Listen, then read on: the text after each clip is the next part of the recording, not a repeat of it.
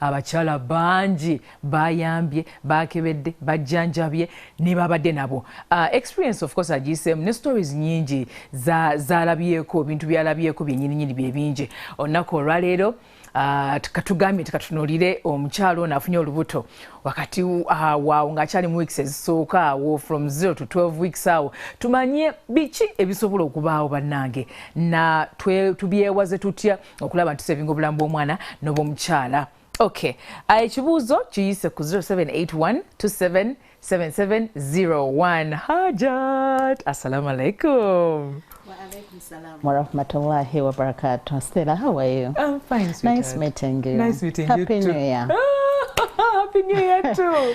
Stella, can't you allow me to kubuza kubatulaba? Yes. Mwasuze Mutya program. It's a nice program. They give you credit outside there. Iti Mwasuze Mutya. Katusubire Mwasuze bulungi. Basilamu bannange, assalamu alaikum wa rahmatullahi wa barakatuh. Stella, twebaza Mukama nti akyatwadde ekirabo ky'obulamu. Kuba buli kimu okikola kuba oli mulamu. Naye bannaffe bonna abayita mu different challenges abaviiriddwako abaagalwa bwabwe tugamba inna lillahi wa inna ilaihi raji'un. Mukama yatuwa gye twava ate era gye tugenda okudda. Abali ku bitanda Mukama ajja bateekako omukono mujja kusooka. Amina. Hajat, tweyanziza okutulaako okutulamusizaako. Okay, Hajat, maama balindiridde right now sinakindi baafuna ndowooza pregnancy yaja late last year tuyingidde wano tukyali mu first weeks ezo. Okay, tutunuulire wano first trimester mubaamu bintu nga ki? Okay. Yes, bamaama babitegeere bulungi. Thank you, Stella. Bwe tulaba nti olubuto lututwalira ddala paka ku 9 months oba ze tuyita 40 weeks.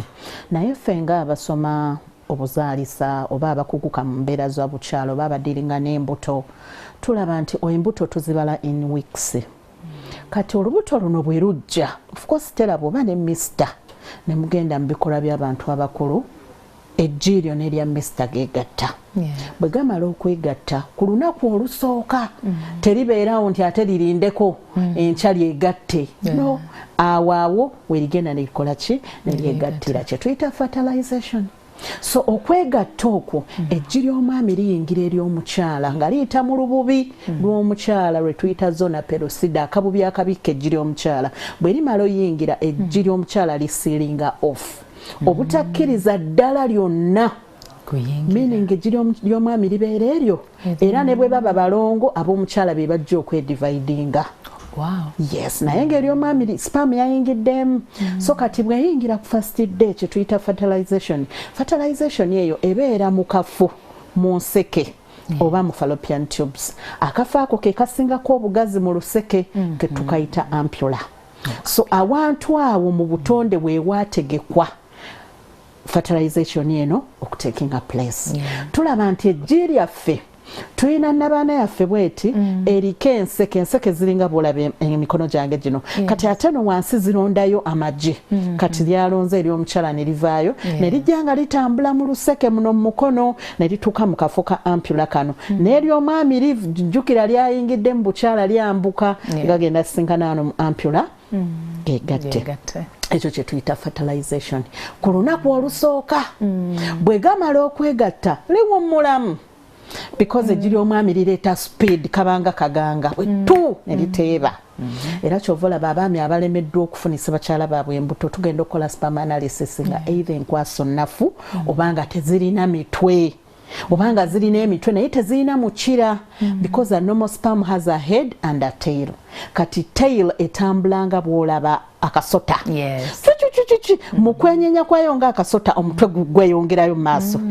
Kati omwami ono bw'aba sperm ye teriko kasota ate ebyo nabyo topic ndala infertilities. So kati eggi lyono omwami tuli tutte nti liri nnomo limaze okutekinga fertilization mu ka ampulla mu luseke gawummulamu. That is the one.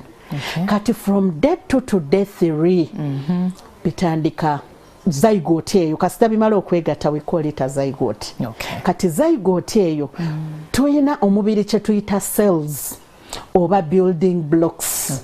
Suubira nti olina omwana nti wamugulirako building blocks najja nga apanga building blocks from level 1 n'agenda n'akola ennyumba. Kati those cells mu mubiri bimaze okwegatta olwo tutandika formation y'omwana. Nanti agenda kufuna offspring ye ndi wakabwamu ne mister. Omwana awawe wajja okuva amaaso ga nanti amatama ga mister skin ya nanti so awawe mutyo tuyita cell division. Zigenda ze dividing 2 3 4 ne zikola ekintu kye tuyita modular by the end of third day. Third day olunaku olwoku modular cells ziba kabaketolodde kati nga kali full of cells nga kiringwa akapiira naye nga munda kirimu obutafaali. So kati obutafaali obwo jukira sperm y'omwami n'ejjiiryo birina chromosomes obutonde. Nti Stella ina XX, Mr. ina XY. Kati kangeze fertilization yaffe eyo etutte X ya nanti ne X y'omwami tugenda funa baby girl. Kati senga nanti yatuwadde X kuba olina XX. Yes, meaning tuli ba dominants of girls. Then abaami balina XY kati Y ono yetuwa omulenzi. Kati next pregnancy n'oleeta X, Mr. n'aleeta Y ne tufuna boy. Lumaina kwete emwemu. Emwemu. It's emu ne zikola pair. Nga akagulu akamu ka mwami akalala ka mukyala. Kati bwe kufominga kye ekintu kye tuyita modular ku third day era kibeerawo. It's growing. Kyeyongera okukulaakula. Kikyali mu ampula. Kikyali mu luseke. Kati bwe kimala kidifferentiatinga kyeyongera okugenda nga kikula ne kikola ekintu kye tuyita blastocyte. Blastocyte eno yeetambula okuva ku lunaku olw'omukaaga oba olw'omusanvu oba olw'okutaano paka ku lw'omusanvu but within that first week. Tusuubira nti by the end of the first week blastocyte yaffe eno etuuse oba baby waffe ono atuuse mu nnabaana. Oh wow! There's a whole like what process you wow. It's not like shoot nabana yina tudde. Chovala first trimester no tujita organogenesis. Mu trimester zine satu it's the vital. Chovala tugatolina gizanyiramu. I know. Kati by end of the first week baby wafona atambudde tujja muyita baby for our viewers okutegeera obulungi naye nga mu lusawo tugiyita blastocyte. Kati blastocyte oba baby waffe atuuse atambudde okuva mu luseke kyekimuyambako oluseke luno lwakulibwa nga bwolaba obwoya obuli mu nnyindo nti n'oluseke luno lulina obwoya bwe tuyita buserious. Oluseke it's like a tube, it's hollow. It's like a tube nga bwolaba tube etwala amazzi oba essuwegi. So n'oluseke bwe luli. So kati kizayigooti kyaffe ekyo baby waffe ali mu luseke. So ayambibwako masu oba ebinywa by'oluseke ne buno busiria bugenda bukidriving bukisindika. Kati senga kisangibwa ng'oluseke lwe terulina serious ng'abeeraawo kyetuyita ekitopiki. Kati ngabeera eri mu ampula tavaawo kuba talina kimuproperinga talina kimusindika talina that pulling force pushing force emusindika okukola ki okweyongerayo. Kati for us we are looking at a normal Stella baby watambudde bulungi kati ku 7th day oba 1 week agenda kutuuka mu kye tuyita endometrium. Endometrium is the inner lining lwe lususu lwa nnabaana olw'omunda because nnabaana yaffe kitwaleeta ekifaananyi ky'eppapaali apopo.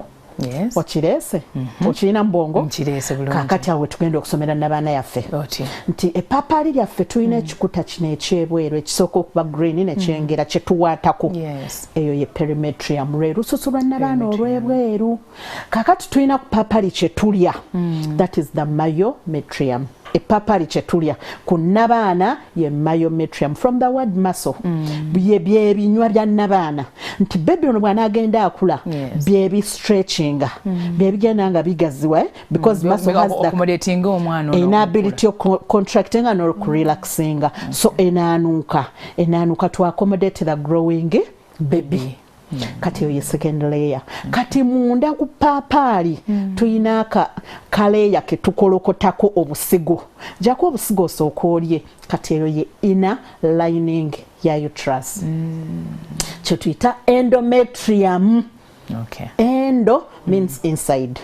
Kati akabubi ako ke ka shadinga stella n'ogenda mu periods. Bwe tuba twegasse n'omwami fertilization yaffe nga bwe tubadde tutambula baby wagenda okukola ki okuimplantinga okutuula because n'abaana eba yeetegeka. Kati senga okola scan wali nga baby akyali mu ampula. Bagenda tugamba the uterus looks decidualized. Looks yetegese looks sponge meaning waliwo omugenyi akola ki ajja n'abaana yetegese. Hajat. Okay. Wow. Hajat.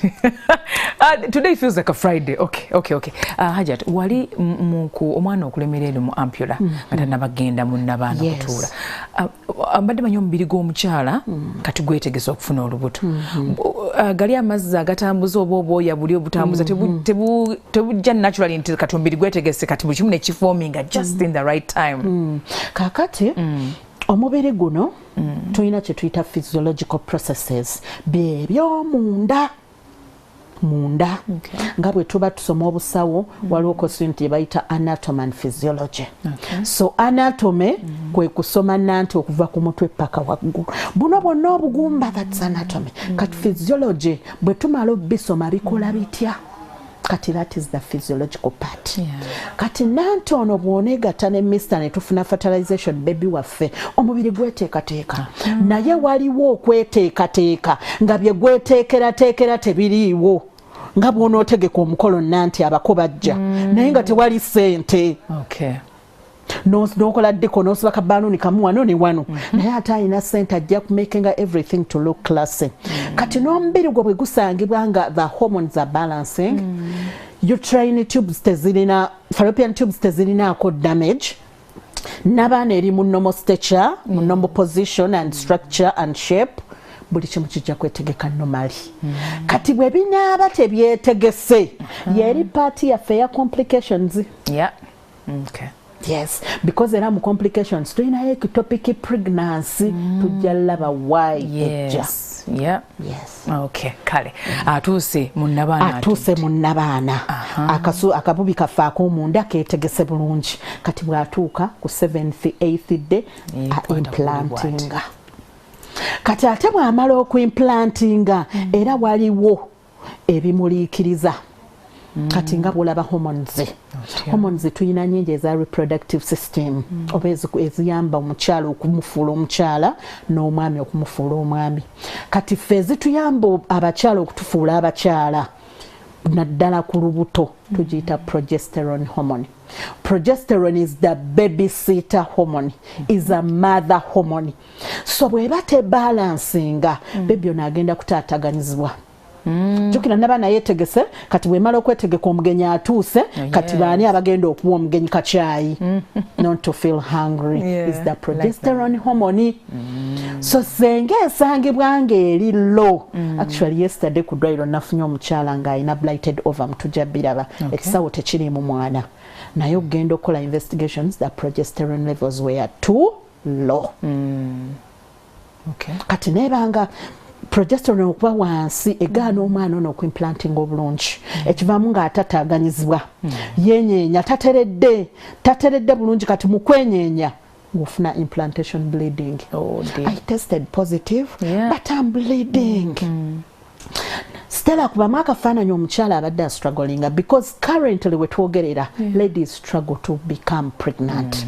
That is generation ebintu bikyuse Stella batono abafuna embuto nga tamaze kugenda kulaba gynecologist tamaze kuteekawo period just ne lujja buzi. Those are few now people kati struggle tubateeka fertility treatment. Yes, kati omukyala ono bw'aba bambi struggling ate n'atestinga HCG positive of course there is jubilation bw'aba alina mukwano gwe Stella they call immediately olw'okuba HCGS azizza butya I'm pregnant kati mu kiseera ekyo bambi ate n'alaba ka bleeding ate nga tetulina ku bleeding ate tulina ku sporting during pregnancy yeraliikiriramu naye nga kekiviiriddeko wali mu nnabaana tennakola ki teyina birungo tebimala so kati bwebanga buli kimu kimala bebi waffe ng'atandika okufoominga buli kimu kigenda process by process slowly by slowly kati wiiki yaffe esooka tugimaze kati wiiki yaffe ey'okubiri etandika kati wiiki yaffe etandika jjukira tukyali mu kizizzi kati bwe kituuka mu nabaana kitandika okufuuka ekisaayi ne kifuuka ekinyama kati bwe kifuuka ekinyama katugeze ku 3rd week ne 4th omutima gujja the heart forms kati heart eno bwefoominga ate era bwemala okutondwa tetandika kukubirawo era it will give it 1 week etandika okukola kye tuyita pulsation. Kakati ffe wano bwe tumala omwana afuna okutuula mu endometrium kyetwagala kintu ekyo do an early abdominal ultrasound scan. Why? 3 to 4 weeks. Tuchali ku 3 to 4 weeks. Yes, tuli below 4 weeks, but above 1 week. We assume omwana affe yatuuse mu nnabaana kati twagala early scan. Early scan negenda tulaga implantation. Omwana waffe atuuse mu nnabaana jjukira birimu okulemerayo mu nseke kati early implantation kasita batugamba tuyina intrauterine gestational sac because at that stage tebagenda kulaba mwana they're going to see a sac ekisawosawo but omwana atandika okufominga mu kisawo ekyo because bwatuuka mu nnabaana it will make what we call a gestational sac. Sac eno yegenda okuvaamu buli paati y'omwana munda kati ffe kyetwagala batugambe nti we have an intra means inside uterine uterus gestational sac nti ekisawo kyaffe ekigenda okukuliramu omwana kitudde mu nnabaana that is a tick netugamba wow omwana waffe atuuse mu ki yes ekyokubiri twagala okulaba viability kubanga tujja funa Stella nga ze 3 weeks nga ze ku 5 weeks ali ku 4 viability means life. Heart eya forming and does it pulsate kyetuyita cardiac activity. Cardiac means mutima activity okola so mutima gwaffe gutandisa okukola ki okukuba. Then thirdly mu early scanning okumanya gestational age kajja tuwa approximately 2 weeks approximately 3 weeks. Ultrascan is an estimation. Chovula bwebetuwa EDD expected date of delivery they put in bracket -2 weeks or +2 weeks. Yes, so it's not comparison nti scan bwetugamba nti ojja kuzaala nga 18 ogwokubiri wojja coincidental abamu baluzaalirako but sometimes bazaala before the EDD or after the EDD. So kati jjukira omukyala wa fono Stella amira folic acid. Aya tusoke tuwumulemu katono nyaawo. Yes, omukyalo amira folic acid and n'ebintu ebirala abasawo byogenda okuba nga bamugamba okukola. Kale katuwumulemu katononye ekibuuzo kiyiseko ye namba eri ku screen tovaawo. Oba mutandike kati biweereza weewa abalabi baffe temwerabira mugende ku social media platforms zaffe ez'enjawulo mutunuulire tuyina Valentine special yes Rosefoam egenda kugabula kati gendayo olabe ekigenda mu maaso weewa osobola basomera kano kangu kankayiseewo okay message egamba nti record a short video answering the questions below for a chance to win a fully paid dinner or an 8-inch high-density mattress. Once you've recorded your video, post it on your TikTok page, tag Rosefoam UG8, your TikTok yawe, and use the hashtag Rosefoam family to enter. Don't miss out, join the fun today. Okay, now that is it. Nebibuzo, bidi number 1, name one premium mattress made by Rosefoam. Name one premium mattress made by Rosefoam. Ekibuuzo ekyokubiri, what is the slogan of Rosefoam? What is the slogan of Rosefoam? Ekyokusatu, which radio station aired today's question? Which radio station aired today's question? Ekyokuna, how long do participants have to submit answers? That's it. Wewangulira a fully paid dinner over 8-inch high density mattress. That's it. Go on our social media platforms. Kebera yobukebezi. Oddemu ebibuuzo ebyo bwe recording weereza hashtag n'ebigenderako. Musawo folic acid oyo ayamba atya ku mukyalo ono oba ku mwana ono ali mu performinga? Kakati Stella rakuba nti kati ffe abakola mu gavumenti weesanga nti abakyala bano tebaagala kujja kusoma naye nga one time Nelson Mandela yagamba nti if you want to change the world, or you're not changing the world through education. So abatulaba bamaama abayizi abasoma obusawo bakozi bannaffe temukyawa kusoma. Read and read and read and read. Ate beera mwerufu naawe banno bye bakusomesa obiyingize gano osonsolemu ebigasa n'ebitakola ki tuyimbye oluyimba lwa folic acid ne tuluyimba ne tuluddamu tunaatera duzinirako mazina but abakyala baffe baganya okuembracinga folic acid weewaawo abamu embraces abakoledde wonders kuba ideally folic acid still oyina muteekinga 6 months prior to conception. 6 months before conception. Emyezi mukaaga nga tonnafuna lubuto naye ng'okirina within you okyagala okyetegekedde naawe kennyini because ideally pregnancy should be planned. Yeah, of course. Yes. Olubuto luno bw'oluplanninga psychologically, emotionally weetegeka ogamba wow this is Feb by end of this year it is my resolution nina okufunamu omwana so tandika folic oyo alabika ng'omutono abamu bamumirira mu pregnant care fine content nayo mweri but it's a package naye ffe twagala omire folic acid plain ka folic acid ako kagenda tukolera kagenda tutaasa ku kye tuyita neural tube defects. Neural tube defects. Neurons bwongo. Nga bulaba neurologist omusawo yasoma obwongo. Tube mudomo. Then defects, anything deviating from normal. Ekintu kyonna Stella alina kuzaalibwa nga amagulu ge gayimiridde gatunudde eno, it's a defect. Gakoze gati, it's a defect. Engalo zino zirina kuba 5. Stella yazaalibwa n'emu, zino teziriiko, it's a defect. So folic on to preventing neural tube defects. Kati neural tube eno ekolebwa ebintu ebyo bisatu. Erimu skull. Stella bwe tukubuuza kati tuliriddawa otugamba tuli mu studio, meaning your brain works. Obwongo bwo bukola because buli covered. Obwongo buli munda muno. So what covers the brain is the skull. So it's part of the neural tube. Ekyokubiri brain, obwongo bwennyini, it's among the neural tube. Then ekyokusatu enkizi, the vertebral column. Line emabega. Stella, you've sat straight in L shape, which is okay.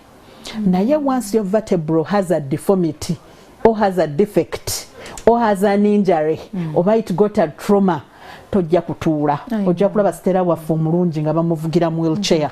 Why? Omugongo gwamenyeka. So kati okwewala defects ezo zonna tumire folic acid kubanga tulaba eno first trimester twagiyise organogenesis. Stella osoma Bible. Genesis kitegeeza entandikwa. So organi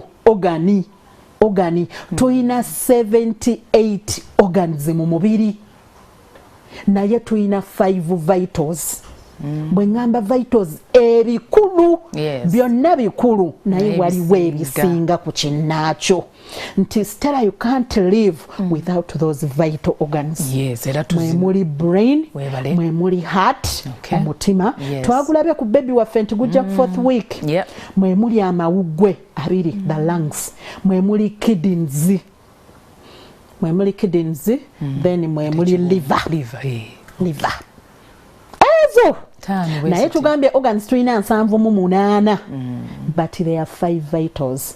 Ate era vitals ezo zonna tulaba ziforminga in the first trimester. Myezi 3 egikola ki? Egisooka. They develop. nejibeerawo nejibeera nga birinze kukola ki kukula as the pregnancy advances olubuto lwaffe nga bwe lunatambula. So kati foliko oyo atutaasa ebyo ebintu kati defects ezikwata brain, spinal cord ne skull omwana asobola okuzaalibwa nga alina omutwe omunene betuyita hydrocephalus. Obwongo bwayingiramu amazzi mugalaba ku sikaani nga gazanya gati abo eb'emitwe eminene bwe bajjanjabira embaale. Still nobody would wish. I know. Just imagine ku sikaani ogenze 8 months ba 8 months tuba tulaba fetal well-being omwana akula atya organize ziri munda ziri mu shape ki naye ne bagamba nti Stella God forbid omwana amazzi gali mu mutwe. How would you feel? How would you feel? Terrible. Yes. Terrible. Neraavu y'omwana awo weekoma wano mu Africa wano mu Uganda because for us tusuubira nti omwana azaalibwa n'obulemu talina kubeera loved. But they should be loved. Notandika okwejjusa nga kale singa saalufuna lwaki na papa no the defect has already formed. Kati okwekkakkanya accept kiriza Mungu akireese let me be there for her. Abasajja abasinga badduka ne balekera abakyala but my mothers abandaba continue. Omwana oyo can make you happy one day. Mutambuze because abamu tebakula abamu bakula mutambuze obulamu bwe bwonna Mukama bwana akola ki because eddagala lya its time mugumiikirize. So emitwe eminene folic acid agiyamba. Ekyokubiri spinal bifida. This is the spine. Spine ena ino okuforminga obulungi neberanga eri aligned bulungi obugumba bwayo butudde ku bwayo buyina ebika buyina numbers zebujja bunambaringa so kati awamu bugaana forminga ne bulekawo ekituli kati ate ekituli ekyo ne kiyitamu jjukira enkizo eno mutambuliramu kye tuyita cerebral spinal fluid oluzzi olwo oluyamba obwongo okubeera nga tebufuna friction like it acts as a lubricant ne butambuza ne information so kati gatandika okufuluma mu kituli kyene emabega omwana n'afuna spinal bifida so birali omulabyeko ayina ekituli ku nkezi era tebayimirira abeera yeekoza ati twalabako omusawo yabyogerako nga wano we wabeera akantu nga kalinga aka ene mabega nga kalinga bwe kati kayiseemu nga wayibikula atya the spinal cord ngeba efulumyemu naye eno emabega eno mugongo yes ngeri bweti ngeinako ekisimba bwekiti then ekirala omwana asobola ofuna anencephaly asobola oforminga formation nekoma in the neck. Stella ebbanga lyemaze mu buzaali 12 kati nakalaba anencephaly cases ezo biri ngemu yalina wange ku Aisha Medical Center nga formation ya ngeno yona baby omukyala yali wejjuba eno yona baby ngazanya ng'omutima gukubanga these limbs are moving emigulu n'amakono naye nga the formation stopped here. This one is not there. Omutwe teguliko gutya nga tegwaforminga it didn't form. Ndako haja kati omukyala teguliko obanga kwegwine nga teguliko Stella nga teguliko lwakuba ebyo ebifaananyi bitiisa tosobola kijjayo n'okiviewinga ku screen olabira ngeno omwana mulamu aba tagenda kusurvivinga without outside the uterus. Yes, nga mikono gikola yes nga givunvinga n'amagulu because she came at around 32 to 33 ne mugamba wali okozeeko ku scan. I was so shocked. We went back to the office and wali okozeeko ku scan nga musawo gye mbadde mu company nga tebanzikiriza ku access nga ddwaliro naye nakulaba ku TV. That's why I'm here. 8 months omutwe teguliko. So kati mu instances ezo mbadde nsaba awe nyini ombulirireko ko amakampani agenjawulo abakosa abakyala ab'embuto baba bweyo kadde atunno bwagamba nti agenza musikana agende baba oba agenze okulaba musawo we bamuwe babeere flexible bit to the pregnant mothers bangambireko. Yes kakati bannanga abatukozesa amakampani agakozesa eri amakampani agali very very strict ng'omukyala akubira naga musawo otuuse njagala kubanga agenze mu break nebbewo nzije fantinento naye nga agenda kujja Stella ng'oyina line nze wange first come first serve okuleka waliwo kye tuyita triage. Stella ze are bleeding. Stella ze she's in pain. Emergency. Era nga n'abali ku line bagiraba. Stella imagine watu sasa 12 ku Aisha Medical Center bakozeeko 8. How would you feel? And it's a private sector. So kati makampani mubakkirize, let these people respect review dates. At least kuba companies singa Stella toba mu office weka colleague atulewo. At least give her a maximum of 2 hours. Ngambe Stella go by 9, 11 you be here. Gendo nyonyola abasawo. Sometimes tukuyisaawo okusinzira ku mbeera because wabeerayo muladda zenga ye olunaku luna yalumyusiza lwa ddwaliro. Ne mumunyonyola then ne muyisaawo ono naye nga companies bambi.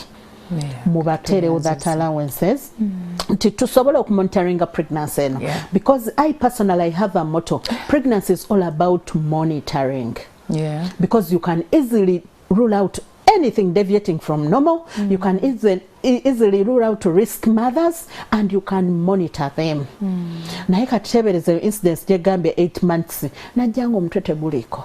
She collapsed and we had to resuscitate her. Na collapsingira ddala, she went into shock. Jesus Christ. Because omwana oyo yamulaba ku screen n'alaba bwe yakula. Very bouncing baby. Ngena ali normal naye nga the head is not there. That condition is called anencephaly. Anencephaly. Yes. Omutwe abana basurviving teguliko. Oyo abeeramu munda but era towards giving birth asizinga. Chofola bazo instances chechiri chetuyita therapeutic abortion oba medical abortion. Neddiini ekikkiriza omwana atalina bulamu ng'olaba tagenda kusurvivinga obanga agenda teeka risk nene ku maama. Then the law allows you sit with Stella ne Mr. you negotiate ne mugamba omwana ono talina bulamu. Let's terminate. Tumujjemu. Naye temuddamu kufuna lubuto lulala without pre-conceptual care. Bananga abakyala abatula aba pre-conceptual care before pregnancy care. Mugende mwekebeze. Mugende mwekebeze. Ezo zonna keseza A or B. Blood group rhesus factor incompatibility tebyandibaddewo. Hajatawo wennyini kati wano ogambye folic acid oyo mumirenga sinnafuna lubuto 6 months prior abeeremu because it's not a drug, it's a supplement. Yes. Okay. Neurotube gye kyetaaga okukula. Okay. Era folic acid tumustoppinga at 12th week. Naye omukyala ajja Stella myezi 3 giweddeyo tamumirangako. Era nze kyenkola lwakiri nkuwaayo 2 months nga tugende ku folic nga bwe tuline ku iron because after 3 months we need iron. Azimba obutafaali n'omusaayi. Folic ono we assume neurotube yaffe yaforminze dda naye better late than never. Tomanya wajjidde, never call that a missed opportunity. Omukyala muwatandike then give a nearby return date akomewo mulabe. Okay. Hajati nchimanyi bilibira tusoba bigendamu naye just byambi bimentioningireko ebintu byenina okukola ng'ogyeko kumira folic acid ono 6 months prior mpaye ebirala nga bisatu bina byenina kwegamba okukola before I get pregnant naye nga nkyagadde era nga nkipreparinze. Thank you. So kati Stella ekyo tukiyita preconceptual care. Eyo nno naye eri wide. I know. Bwe guba musomo mulamba but briefly tandika folic. Yes. Twala patanawo bakole B grouping, that is blood grouping and rhesus factor. Kubanga tulina kye tuyita blood group rhesus factor incompatibility. The word incompatibility means you don't match. Stella, we are incompatible. Abamu babeera mu corridor yaabwe gye mukolera mu office Stella naga I'm incompatible with Bena. Mbu tebakwatagana. So blood group rhesus factor incompatibility. Blood group zino tulina 4. We have A, B and O. Kakati batumala okuba ne blood groups zinenya. Ate blood groups waggulu zirina okubaako ka rhesus factor. Rhesus factor yo it's a protein ebeera ku katwe ka red blood cells. Kuba tulaba omusaayi gwaffe gulina red blood cells, white blood cells ne platelets. Naye red blood cells yekola omusaayi. So kano ka rhesus factor katudde ku red blood cells. Kati bwe tukebera ne tusanga Stella waffe ng'ali O rhesus factor negative. Mr. ali A rhesus factor positive. Of course, we have a negative and a positive. They don't match. Oh. Yes. Tebi fana, they are not the same. One is negative, another one is positive. Meaning, we have blood group, rhesus factor, incompatibility. Okay. So, kati Stella ne Mr. Muze, tuba kansolinze, turulinze into mwina blood group incompatibility. Mugende, you're planning to start a family. Mugende kutandika family. The first baby, ajja kubaawo. You'll become pregnant, baby to monitoring omuzale. But after delivery, we shall give you what we call anti-D injection. Anti-D injection eno egenda kubeera mu mubiri gwo to prevent the sensitization of your body ku next pregnancy. Naye bw'oba togifunye baby wamajja kubeerawo, then you conceive again, luveemu, you conceive again, luveemu, you conceive again, luveemu. Ezo mbuto nnya nayo olina omulamu abantu togamba nti bandoze naye some things are medical. Some things are medical. Genda mu ddwaliro banoonyereze. Kyova olaba nze ngamba nnyo nti abagumba batono. Barren percentage is minimal. There must be a reason as why you're not conceiving. Because conceiving is two people entanglement. Either Mr. Yaino obuzibu oba Stella gwoliko obuzibu, which can be rectified or which can't be rectified. Yes. Thank you. Okimanyi Stella eriyo omuntu ng'alina fertile egg out of the trillion magi g'olina naye nga mulimu eri capable tuwa omwana emu ate n'ofuna olubuto musinia ttuno olugyamu. Then you become legally married at 27. First year, no baby. Second year, no baby. Tonatandika kulwala. I know. Yes. Yeah. Gumu ebiri mukaga. Tugamba kibayo ekitongo nga waliwo abantu nga alina jjiri mu bweridde. Woli. Are you yes? Era nze njogera nnyo n'abakyala nti twogere nnyo n'abaana baffe to prevent them from teenage pregnancy. Naye bwe kiba kizze because tero ojja kwogera n'omwana oyogere n'omwana ku ssomero metro nayogere n'omwana you play your part. Naye era wabeereyo Timothy oli amudivatize from the main road. Nafuna olubuto. Please don't abort. Muleke. That is a stage, that is an experience. Jagendo yita man, she becomes a better person. Yes, thank you. Senga Stella we gatamu kujja mu lubuto n'omwana nga she had one fertile egg. N'omuweerera agenze makerere kyamboga asomye amaze oba afuuse na musawo. She's legally married. Olubuto lubuze talina mu fertile egg nayo ajja ku reversinga. So twogere n'abaana baffe naye ba metro ne bakole teachers do your part, career guiders do. Naye bwe biba biganye please. Abortion has consequences. Because one azaala ate naddayo n'asoma. Kulaba abantu nga basoma bakulu. Ate ne process ya pregnancy ne baby gwe imagine 16 year. Nafuna omwami ng'aleesa akaana kaali ka 12.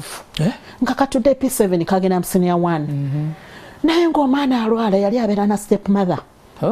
Omwana alwala bampika kuwata mutawona asesema. Kati taata abamuleetedde ebintu amugamba Stella come and see your things kyekibula ku list asesema mu maaso ge.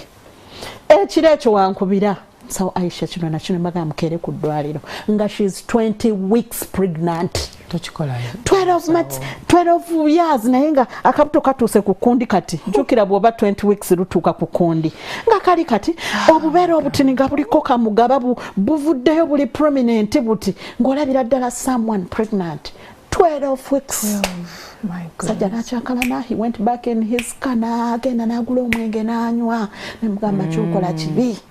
That one won't solve this. Musawo kati ekyekiddako tulujje mukonze ffe kwa Aisha Medical Center we don't do. Era I cancelled him n'amutwala eruwere wa jjajjaawe. She gave birth. Nawo kati ali mu senior 2. Oh dear. Jjajja yasigaza omwana. Webale kukola mu kati kyaba yayiseemu it's an experience. Agenda kuddamu okuzzaako planned child. Yes. Be bakyala abajja naga musawo first born wange ali 16. I'm carrying a pregnancy for second baby. Musawo Linda, it was a long story.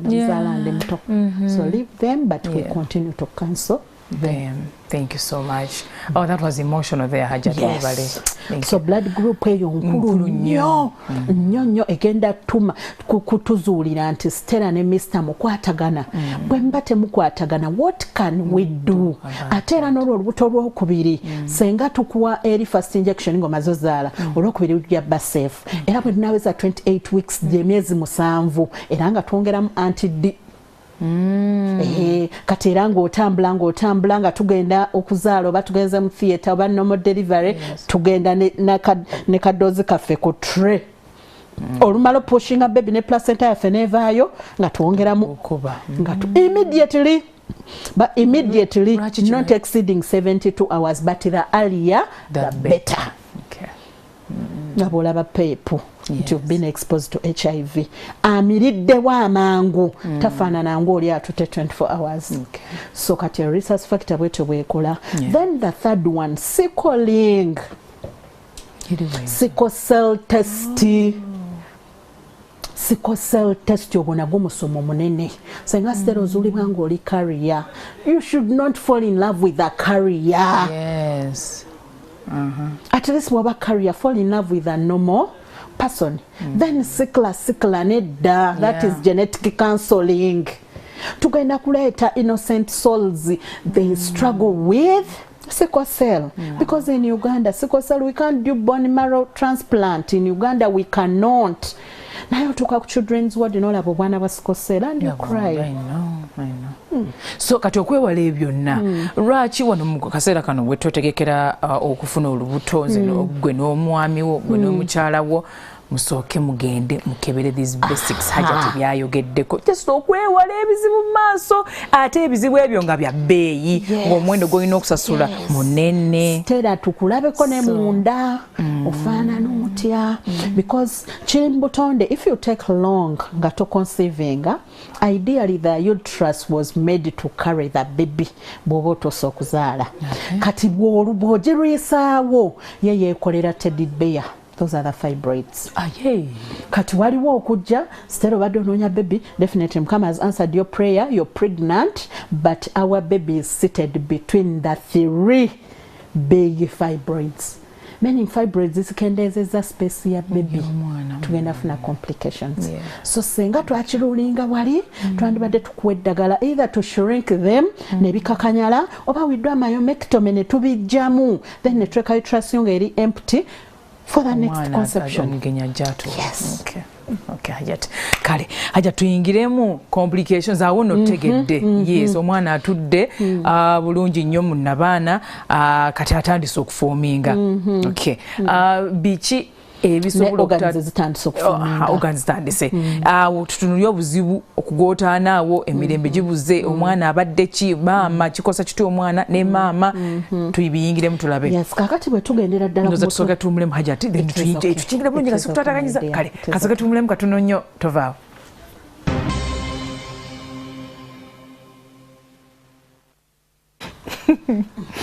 Okay guys, I'm having such a good time. You people, Hajati kambabulireko bino ebintu bizibuzibu bigimu olusayansa birimu olusawo birimu ki naye Hajati abigonzezza in that tusobola obitegeera n'omwana wa nursery primary secondary basobola obitegeera everyone can understand. Era Hajati webale kubanga otugondeza ensonga zino tuzitegeere bulungi nnyo nga bamaama tubbi oba bamaama abajja maasa abalimu already actually. Yes Hajati tuyingire mu complications ezo.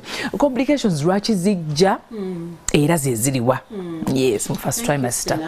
Actually nango mpa vibe. Amina. So nice and good. Thank you. So kakati complications zino tumazola tulabye nti omwana afaatiridde bulungi mu nabaana kati biki ebiyinza okutaataaganya omwana oyo okulaba either efuuka pregnancy loss oba we intervene ne tumusavinga. Ekisookera ddala is bleeding. Ekisookera ddala bleeding. Bleeding ya bika bingi, it can be implantational.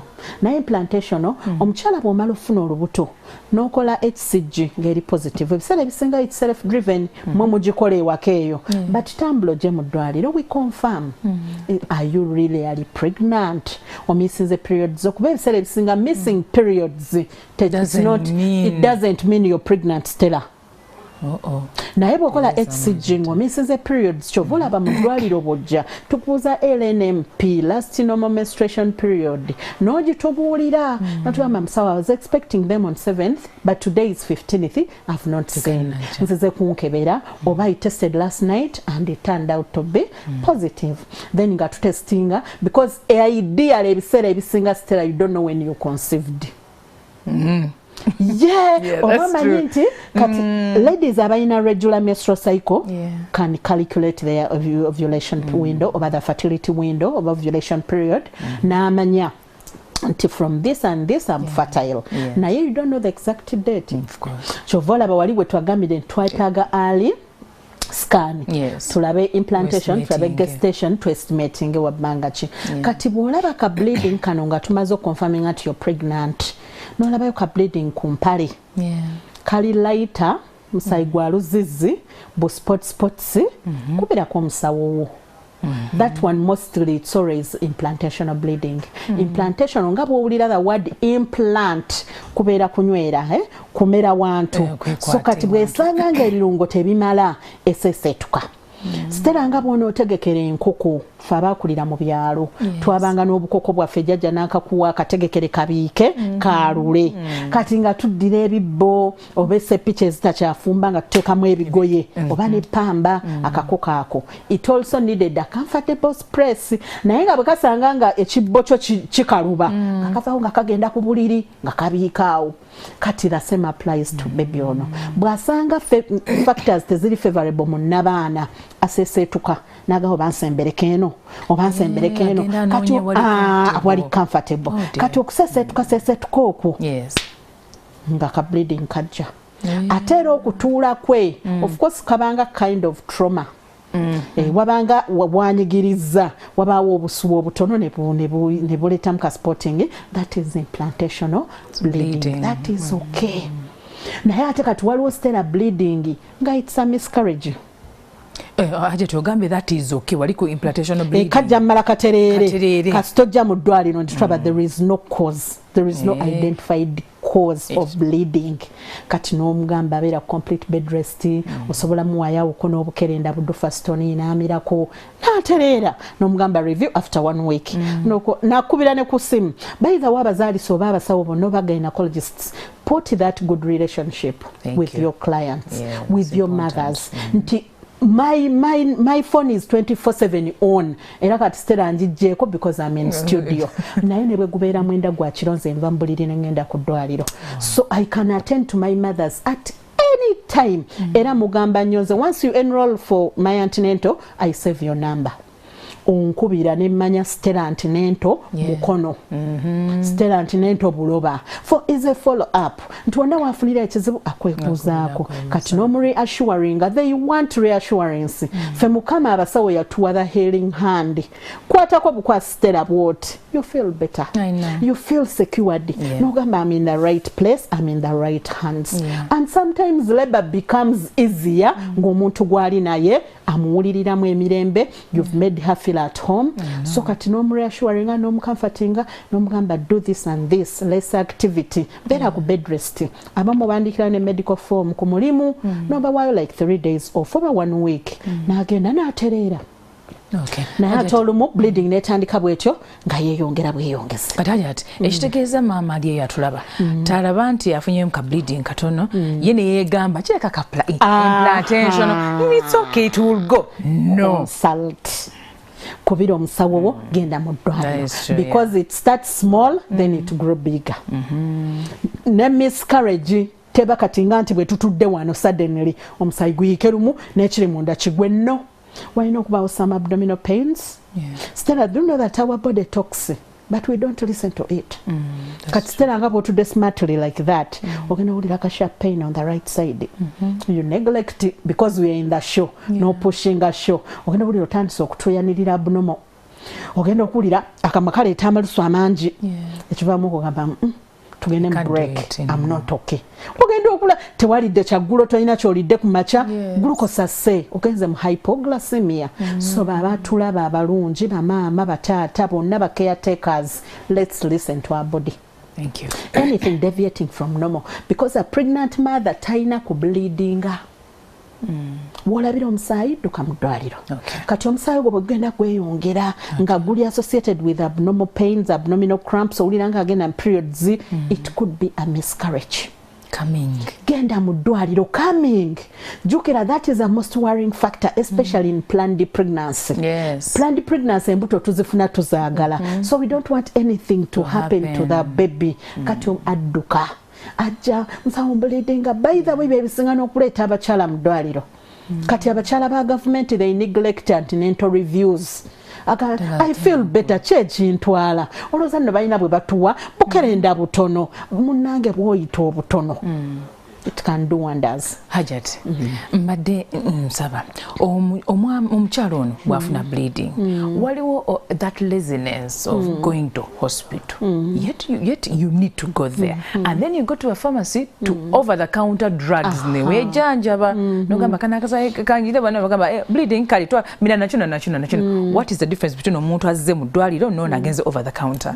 Kakati over the counter abakoze self medication. Over the counter tetukitwala nti buli ali mu pharmacy musawo. There are pharmacies nga mulimu attend ba relatives. Naye a good pharmacist gwosanzeemu akugamba, do you have a doctor?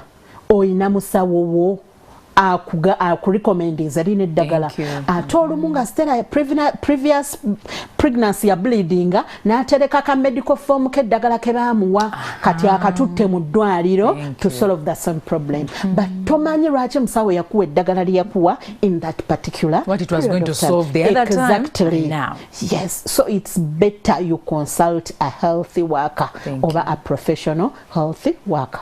Kuba bleeding eyo bw'eremerako it turns into a miscarriage.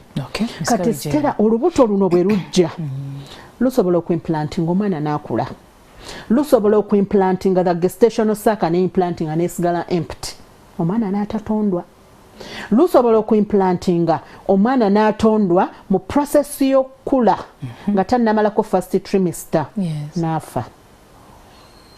So oli ya implantinze n'ekisawo ekikalu, it's called blighted ovum oba embryonic pregnancy. Ono eyatondeddwa n'afa on the way, it is a missed abortion. Oh, missed abortion. Yes. Kati ate waliwo okutondwa ng'omwana abadde atondwa ate n'ataaninga n'afuuka ekibogaboga cabbage cauliflower ebintu kitroma ekitalina shape. That is molar pregnancy. Abatulaba abalungi nsuubira ng'ogendako mu sikaani. Blighted ovum kati ziri very common. Musawo am 2 months naye bangambye ekisawo. Nze wange nsingana kukola ku complications. Musawo ekisawo bangambye kikalu. Musawo bangambye omwana mwali omutima gwe teguliimu. Musawo bangambye omwana yali afominga n'akomaawo n'ataaninga mu kizimba kyesitegeera. That is molar pregnancy. You're not going to rule it out unless you go in the hospital ne bakola scan. Musawo, what is the worst that can happen? Ekisawo kiri omutali ate ono Mr. Abortion ate wali molar something gyoyogedde. What musobola kukola kyokulaba nti omwana ono addamu mu kisawo oba waliwo reversed gundi effect musobola okukola kisinziira.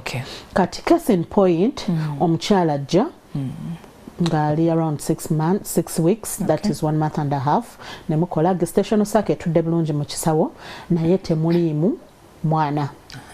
Waliwo nekye bayita yolk sac oba fetal pole. Fetal pole gubanga mu tunes nga bwolaba kasooli ng'amera n'afulumya akalimi akakatini, so akakalimi ke kagenda ovaamu omwana. So tukalaba nnyo the fetal pole lwatugamba tennaba tuli ku 6 weeks kati you can buy time. Nogamba Stella tomera eddagala bwe ruti oba let us do a hormonal profile test tulabe hormones. Progesterone yana ayinza okuba nga mutono. Yes, kati nze nina case ku clinic right now. Progesterone yabadde wansi ne tumuwa medication kati she came back ng'omwana afuuminze. Yes, so ng'omwana afuuminze naye ate eri molar pregnancy yakoze ekibogaboga fane gundi tagenda kufuuka baby. That is already no matter the time you give it, no matter the medication. Exactly. Once they rule out molar pregnancy, terminate. Then Mr. Abortion terminate yabadde aforminga n'asirika. Kati ate ebiseera ebisinga people tend to neglect, mothers become negligent. Kati neba agenda okulaba avaayo brownish discharge. Agenza okola susu. That's why I always tell, when you go to susu, be with a tissue. Lwaki Hajati? Bw'omala okola susu Stella, yisaayo, wipingayo. Wipingayo bwoti. Okuva eri ngodda, so si eno ngozi eri. Hajati. Ndako. Nga tuvaawa nga tuddawa because by the way kino kikulu nnyo Hajati, because abaana bwe tuba nga tubayigiza ffe tubayigiza okusinziira kye twalaba oba kye twayiga, which one is the right way of okuwerongoosa. Kakati tulina obukyala, then bwe weeyongera eno tulinayo ke tuyitaka anase oba gye tukolera pupu. Kati eyo nayo wakyafu waayo eriyo ikolayo eriyo obuuka obubeereeyo. Kati ate eno vagina naye erina nomoflola, erina obuuka obugiyamba obutafuna ki ndwadde. Kati katutandikire wano nti senga omala okukola pupu n'okola bwoti n'otandikira eyo n'otandikira eri gy'okoledde n'oyambuka, meaning ojja ebibadde eno obizza eno. So kati bw'oba okerininga eno emabega va wano, because buno obukyala wano wa pupu waliwo kalayini awo akali awo. Kati bw'oba otandikirako ngozza eno. Yes, bw'oba otandikirako ngozza eno. Kati era bw'oba otandikirako ngozza eno. Kati wali susuku nga ne susu cleaning atandikira kwako kalayini ngozza eno. Ate tozza eno because ogenda kulaba nga discharge za wano atoze tutte eno. Buli emu wagenda wetalina kubeera. It's another war. So that is a simple cleaning gy'osobola okukola. So bw'obeera ne katishu n'oyisaayo inspect. Stella kivamu ggwe tunulako. Kuliko ki? Do I have a spotting? Ninako yellow discharge, ninako green discharge. Then bw'omala go ahead and smell wunyiriza. Kyovula bw'ojja abnormal discharge kubuuza Stella, is it smelly? If smelly ewunya etya? It is fishy like. Musawe ewunyanga amasira. So it's you to give me the history so that I can use that history to order for investigations mu laabu. Kati bwe tumala eyo okulaba miscarriage ng'egenza miscarriage, because miscarriage ebeera associated na abdominal pains. Bwe ebeera associated na abdominal pains, uterus egenda contractinga omumwa gw'ennabaana gweggule. Bw'ojja ne tukola scanning olina history ya bleeding ne tusanga nga the cervix is open. That is inevitable abortion. Something inevitable. Tekyewalika. Eggulu likutte, enkuba eyinza egenda ng'ogiraba ejja. Look at this is inevitable. It has to rain. So kasita omumwa gw'ennabaana guba nga guli open, the cervix is open, mu buli ngeri that is inevitable. Come what may, it has to come out because the cervix tegenda kuddamu closinga. Kati ate senga oba bleedinga olina abdominal pains naye nga the cervix is closed. That is threatening. Threatening. It may not. So that is when the medical team comes in to interviewing. Netukuteka ku ddagala, we do tests toyina infection yonna, hormonal profile test netugikola hormones balancing bulungi, then we treat you accordingly. Naye threatening can also become inevitable. Because etandise. Ate era bw'emala nefuuka inevitable, it can be complete oba incomplete. Nti olubuto lwonna Stella luvuddemu. Tukuwa eddagala genda omireyo rest ne tukuba counseling n'ogenda. Then bivuddemu ebimu bisigadde, that is incomplete. Tulina okuwa eddagala mpolampola ne bivaayo oba ne tukola MVA ne tukwozaamu byonna. Bisigaddeyo tebisobola anyway. Tebisobola kufuuka mwana because biba bibye kutudde. Yes. Kati complication endala. Hajati nga tunagenda complication endala. Messages nyingi nnyo. Ozo tubatandikeko mpolampola we tuddayo. Okay, thank you. All right. Oh wow. Okay. Hajat kantandikire kuono. Stella, I'm taking Prigna Care supplements. Musa webale nnyo okuweereza. Do I need to take folic acid again? Ntayogedde. Bw'aba amira how old is she? Tayogedde myezi gyaliko. Bw'aba amira pregnant care alimu ebika. Mulimu pregnant care before conception, mulimu pregnant care first trimester, so tulina okumanya pregnant care gw'aba aliko. Bw'aba first trimester, well and good. Lwakuba pregnant care bw'ogenda n'osoma ku components zibaamu folic acid percentage enough, iron percentage enough, vitamins, calcium. So oli amize folic yekka aba amiza 100% folic. But in a pregnant care is okay. Thank you. So, hello Stella, thanks for the show. My question is, I have had 4 miscarriages at around 7 weeks to 5 weeks usually, but I always take folic before and during that period. Musao, can you please help me? I'm Stella, thank you. Kakati Stella, sorry, miscarriages nyanyingi because Stella tulaba nti kasita Stella avamu olubuto olusooka, that is not worrying. But I'm not conceiving, it's worrying but not so much. But I'm not conceiving it becomes habitual. It becomes a habit, meaning you have to seek medical advice. Why no kuba reason lwaki zivaamu atatuwadde period 5 to 7 weeks, meaning during first trimester. She could be having a cervical incompetence. Ngomma bwana bana tegusobola wanirira mwana alimu nga eva gwo gwatondebwa mu ggule. Kibalina okubuza kiba nacho oba just tetuteekako akaweta chirurgical stitch ne tukasibako then ebisabwe bitandika ne tukajjako. So okuleka nga ze mu ddwaliro ne tutulinga where the problem is. Please Stella, come to the hospital. Thank you, doctor. Okay, hello, Miss Stella, ni Musawo. Nsaba kungambira ku Musawo. Sirwala now 24 years. Na sirwala tegeza periods. Okay, now 24 years. Na isigendanga ko mu nsonga za kikyala naye bampadde buli ddagala biganye ate sifuna lubuto. What can I do? Please help me. Oh dear. Sorry about that. My God. 24 years. Let her come to Aisha Medical Center to Jamukolako, but there must be a problem. Does she have your trust? What manyi ti Stella eri abantu nga talina n'abaana? Munange nakyoli. Yes, nze nakirabanako. Omukyala yaleeta omwana we ng'ali around 18 atagendangako mu nsonga, but she didn't have your trust.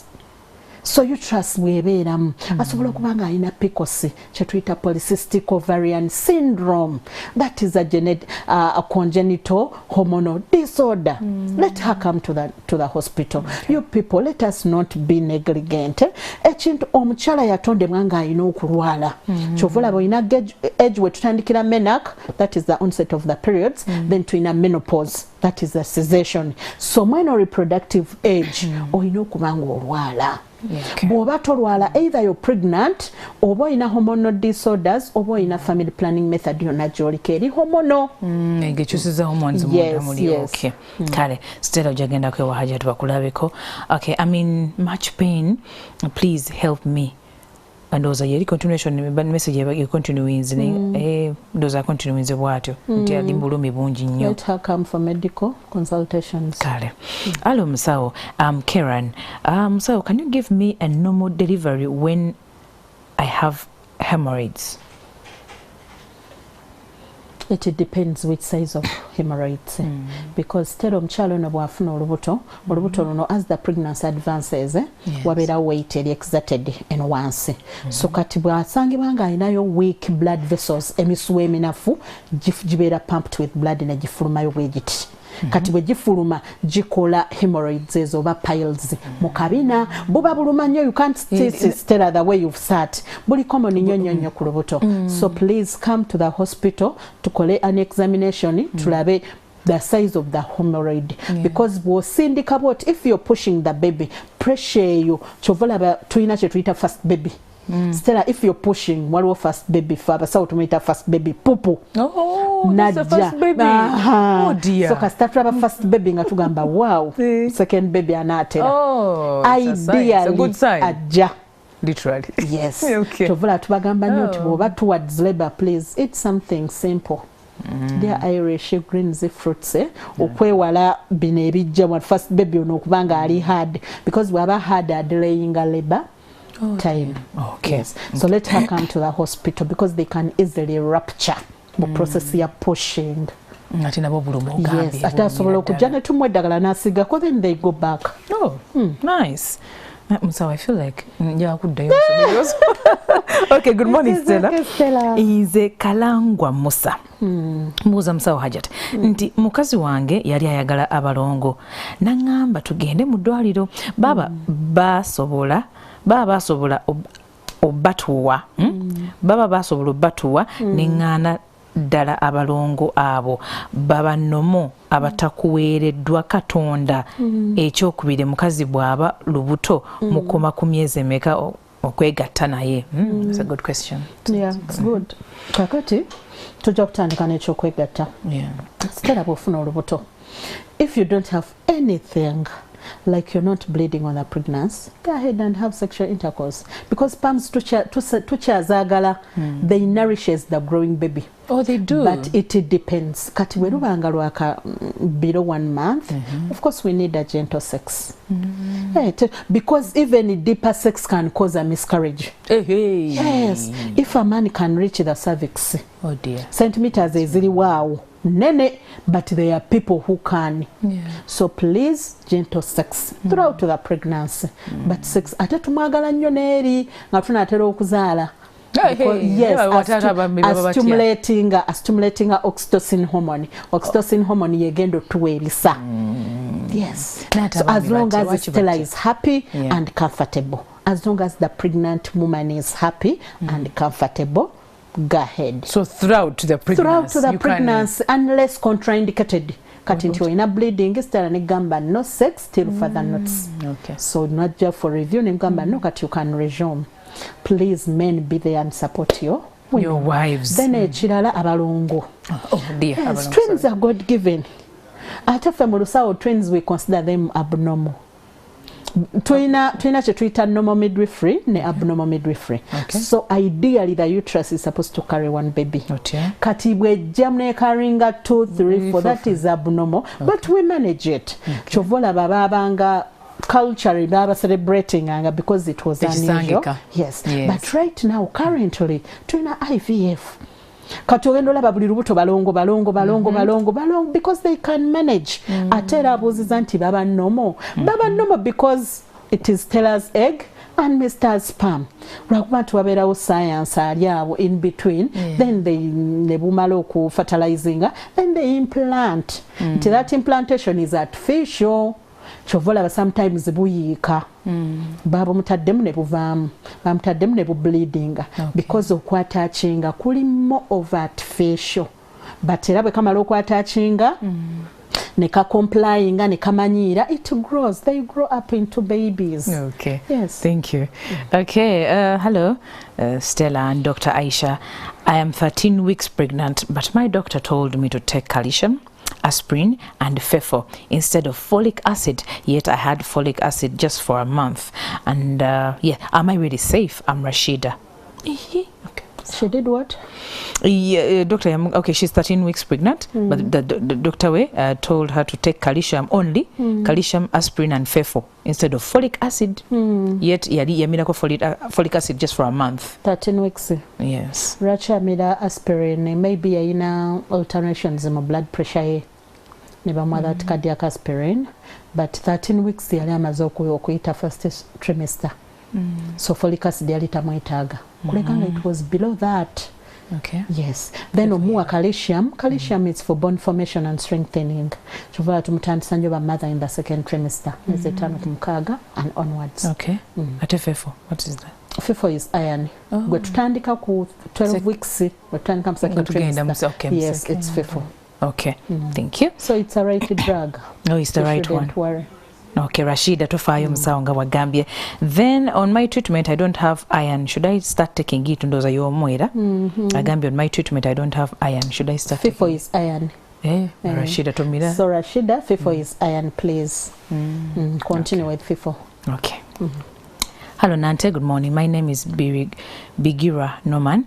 Thank you for bringing to us today's experience lady. I have an inquiry on her busy schedule, and this is too formal, but can she organize with schools so that she can teach our growing girls so that they don't fall victims when in marriage? I love her teaching. Mazima asumiseza bulungi mukama mwongisa. Amen. So package eyo njirina. Oh yes, I go to Kawempe Chibuli Nabisumsa. Yeah. And whenever you need me, you contact me. We shall give you our contact numbers. Yes. Schools we got there. Yeah. To talk that is to those good. We do, because they are the future generation. Yes. Thank you. And abana babere yo nanting ababera ne ba stepmothers. Ngataina okakisa konna. Ka mama na mwana. Olumune ba mama babwe biological. They're not as close, they can't disclose so much. They are not friends and mother taina time. So mano ya jakula in a stage watu kanga she needs a guide. Yes. Career guidance. We have to tell these kids bichi bye basobola. Bichi bye batasobola. Do something you can. Kola chetuita self awareness. Know your strength, weaknesses and your potentials. And let the parents support you. Parents sibe balino kola choosing a career y'omwana Stella. Ideally they have to guide naye ng'omwana y'alina okwekolera. That's why career guidance starts in secondary. Omwana wagenda okwekolera choices. For us parents, we are there to guide them. Thank you. Okay. Good morning. Okay. Good morning, Dr. Aisha. I have my question. My period of January delayed, and I decided to test for pregnancy using home kits. I got 4 positive pregnancy tests, and a week after I started spotting. That progressed into bleeding and went to hospital. My blood was tested and apparently HCG was negative. And we were told I was never pregnant. What is your view on that issue, doctor? Thank you. No. They first tested at home. For she missed her periods. Yeah, she missed the January periods delayed. They just delayed. So she did 4 pregnancy tests like at home using home kits. So a week after she started spotting, then it turned into bleeding. When she went to the doctor, they told her when they checked HCG was negative. Was negative. She take okubanti yali amira emergency pills. Postina. 4 pregnancy positive tests. Positive, yes, yanga kosa home kits nga bikolera waka na testing emirundi ena nga positive. There must be something wrong. Either kits error, factory damage nga brand jakozesa nfu.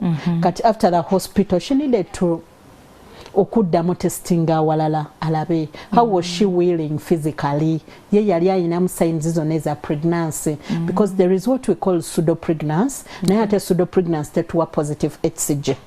Pseudo pregnancy yeno Stella abadde anoonya omwana abuze kati Stella ye akimanyi n'ateekawo mu mbeera ye n'agamba periods zino tezijja kasitobera ng'oyo psychologically tortured the periods will prolong. Kati bwe zitajja no running ogule HCG netaninga negative. Naye gwe n'okisigaza mu mind yo nti I'm pregnant. Chetuyita pseudo pregnancy. Era najja mdoino naganze musawo ndi lubuto ku machandwala amabere ganno magazimbye but we know all the signs and symptoms of pregnancy but then you're psychological. That is pseudo pregnancy. Naye kati ono olwokuba yalina HCG ziri positives. Alina okujja mu ddwaliro. Tulabe yes. Osobola okusanga nga alina fibroids because in the fibroids they turn pregnancy test positive sometimes. So she needs a checkup. Okay. Kasuka tumulemu katono nnyo abalayi bange balungi mwe balinye ebibuuzo byammwe bikyali bingi njagenda kuweyongerayo okubisoma nga tukomyewo tovaawo.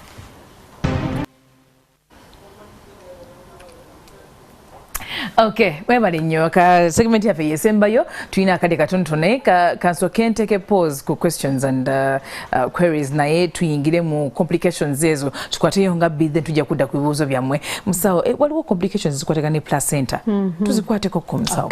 So kakati Stella bwe tumala ofuna olubuto luno nga bwolaba nti maama ne baby tebagatta musaayi okuleka nga waliwo ekikyankalanye so kati omwana ono bw'amala okutondwa mu nnabaana naimplantinga bulungi mu nnabaana atuddemu ajja kwetaaga ki ekigenda omuliikiriza kati yeetaaga temporary ogani lwaki ngiyita temporary nti ejja fuluma ne baby so it is there for 9 months emale era bw'ozaala normally you push your baby Stella netugamba wow congratulations we have a baby girl then nga tugamba relax nga tulinda musamu nga 5 minutes 5 to 10 ugenda olaba ng'akolola ugenda olaba kodi tekyaddayo ng'ogisika mpolampola nga ki placenta kivaayo kyekibeerako ekikundi ky'omwana ng'okimulaga placenta yino so we have a complete normal birth so kati placenta yeefoominga mu kirira muno mwe mugenda okuyita nutrients ebyokulya okuva ku maama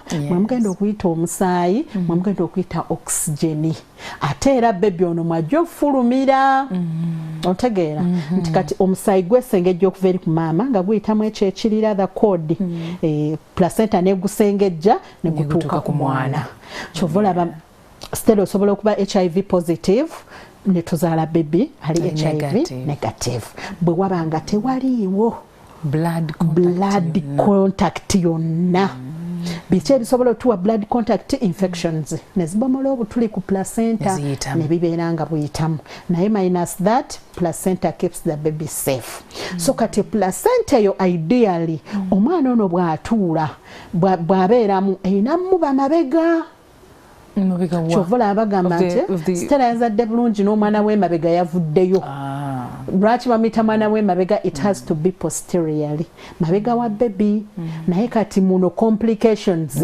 it implants in front of the baby and what are the kati danger chiefs all okuva kati bwe implanting in front of the baby jukira maaso ga baby we wali omumwa gwa nnabaana kati gwe kangeze guno gwe mumwa gwa nnabaana placenta eriko bweti ba placenta eringa bwolaba ekibumba full of blood kati bweba tudde ku cervix egenda jinyigiriza cervix egenda kola ki kwegula kati bwene openinga bleeding egenda kutandika the placenta will come out n'omwana aveeyo that is placenta previa ya bulabe nnyo nti placenta implantinze weetalina kuba ekulembedde omwana eri ku mumwa gwa nnabaana esobola okuba partially nga ekonyeko katono esobola okuba nga eri complete nga gwonna egubisse kati bweba gwonna egubisse kizibu nnyo omwana oyo survivinga because you keep on bleeding ate nga n'omumwa gweggula ekivaamu nga byonna bikola ki bivaayo kati eyo number 1 ku placenta previa then tulina kye tuyita placenta accreta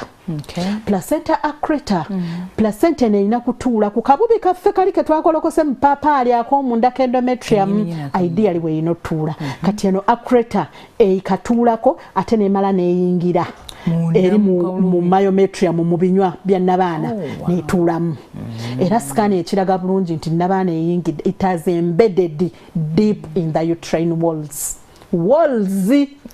wali placenta normally erina kubeera ku wall the endometrium kati wano eziyingiddemu zonna kiyingidde era this placenta accreta you can't deliver it normally omukyala bw'aba mukama amyasaside nazaala normally eno placenta tevaayo olina ogenda mu theatre ne mugidiginga out bwe bagamba nazadde bulungi naye ne bamutwala mu theatre nga placenta egaaniddeyo abamu baba tebakirulinga ku sikaani then kati ekirala bakiyita placenta abruption placenta abruption it is the premature separation of the placenta before birth erina kubeera attached ku walls ku bisenge bya nnabaana kati wano yeeyawudde ng'omwana ali munda just imagine we yeeyawudde eyubuddewo bleeding weeri yeeyawudde egenda kubeera distorted ne movement y'omusaayi n'ebyokulya by'omwana bye byonna ajja kufa bleeding yokka yegenda omutta omwana bw'aba akuzeemu ne mugifuna emergency cesarean nga mugijjamu if it's a preterm nursery yes. So those are abnormalities za placenta. Ectopic pregnancy twajogeddeko. Then kati waliwo infections. Infections zino. Jukira Stella, once you conceive, your immunity goes low. Era bwe tuba tumentioninga vulnerable people oba abantu betulina okuteekako nnyo essira pregnant mothers mwebali sicklers mwebali under 5s people with chronic illnesses abalina cancer abo they are vulnerable, the sicklers, sickle cell. So kati muno twetaaga pregnant mothers. Their immunity is meaning they are prone ku infection yonna. Kati bwe bafuna infection nabagambye omubiri gwogera. Ojja kufunayo itching, ojja kubundula amazi abnormal discharge, but you don't want to go to the hospital. Jukira eno infection eri mu vagina eba mu bukyala. It is going to do ascend. Agenda kola kye tuyita ascending infections. Eyambuke. Bwe yambuka bwova mu bukyala ogenda mu magwa n'abaana kye tuyita cervix. Eryewo. Cervix ideal ina kuba ya pinki nga bwolaba amatama gano munda. Kati bwe obuka bwe bunaagirya it is going to turn into red. Kye tuyita cervicitis.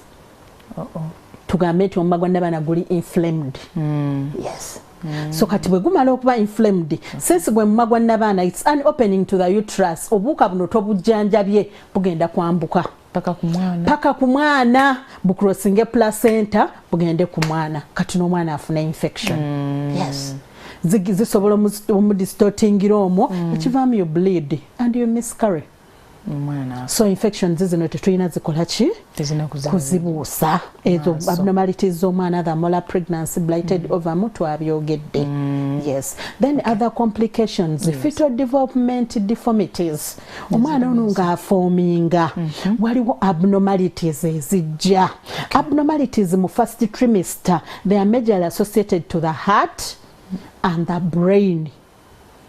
Kati wano formation yeno formation as mu second trimester tutandika okulabira ebyenda biforminze babibisse kuba eriyo ne condition ebyenda ne bigaana okwebikka kye tuyita exophalasy.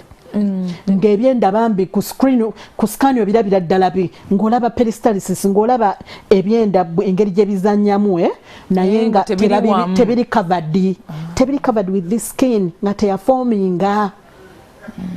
Yes, nolaba abaana kati abeera ne cleft palate banakimu guno omumagwa agulu teguliiko guno omumagwa ayingira mu nnyindo amaaso tegaafu mu first trimester amaaso gonna gajja but nga gali closed. Kati as time goes on ga openinga omumagu openinga afuna nostrils obutuli kati olumu bigaana ennyindo nazaalibwa nga ziri bwe zityo nazaalibwa nga alina ebituli ku mutima. So kyovulaba bwe tuba twekengedde kyonna then we do a 3D scan because 3D erina high resolution rate egenda kulaba ne kannamagalo buli kimu nekivisualizing eyingira munda era kyovula yabbeeyi ku zino scan za bulijjo. Yes, kati tugamba we are suspecting this. Genda okole 3D era ogenda okulaba nga ku mutima chambers ennya tezafoominga oba wezeegattira waliwo ekituli kati ng'oyo mwana alina heart problems. Era Mukama bw'amuyamba ne mumuzaala n'akula ogenda olaba first month ta addingako weight name assa bubi wano waliwo akalinga akakopo wano waguddeyo bwe wati ng'olaba omwana akoowa yonsa buyonsi bere n'agweri becomes weak baba neeyo gye tuyita is a fatigability bakoowa mangu era Mukama bw'aba amusaasidde ne batamujjanja banakulakula ogenda olaba bw'aba abadduka ne banneeye ng'agwa ogenda okulaba addinga weight that one becomes an alarm n'omutwala mu ddwaliro bagenda okuddamu kayina ebituli ku mutima. So abakyala complications nyingi nnyo ze tubeera tutunuulira. Ekirala tulina kye tuyita hyperemesis gravidarum. Hyperemesis okusesema ku lubuto stera. It is normal okusesema okw'ekigero n'okusinduukirirwa emmeeme ekyo tukiyita minor disorders. Like mu lubuto tulina be tuyita disorders but we take them minor. Tisitera ku makyala tayagala kujja kukola makyala awulira empewo awulira olusujja naye omusana bwe gumwakako she becomes fine. That is okay and it's bearable. Naye hyperemesis gravidarum is excessive vomiting. Buli kyoteekayo kidda. Jjukira placenta yaffe yaforminze bebi ono alina okufuna ebyokulya naye ate buli kwoteekayo kakola ki kadda. Tujja kuba ne fetal retardation omwana teyeeyongerako kiro. Because as we do recurrent scans tugenda tulaba kilo estimated fetal weight yeyongerako because a baby makes its first 1 kg at 7 months. Oh dear. 7 months omwana wakola kilo ye. Chovola babies add a lot of weight in the last 2 months. Stella buli akulabako ng'oli wa 8 months agamba ozaala ddi bo balowooza luweddeyo because omwana ono ataddeko ki weight era ku antenatal bamaama tubasala tubagamba carbs migaati gachapati bikendeeza we don't want a big baby. Osobola okujja ku 7 months ng'ali 1.2 nodda ku 8.5 ng'ali 3.5.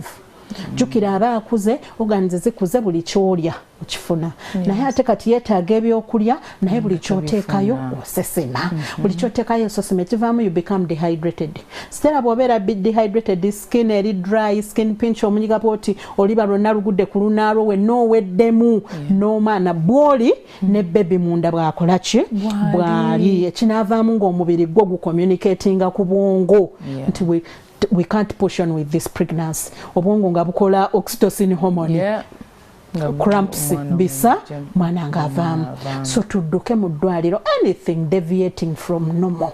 Kati ate tulina amasimu information is as free as air.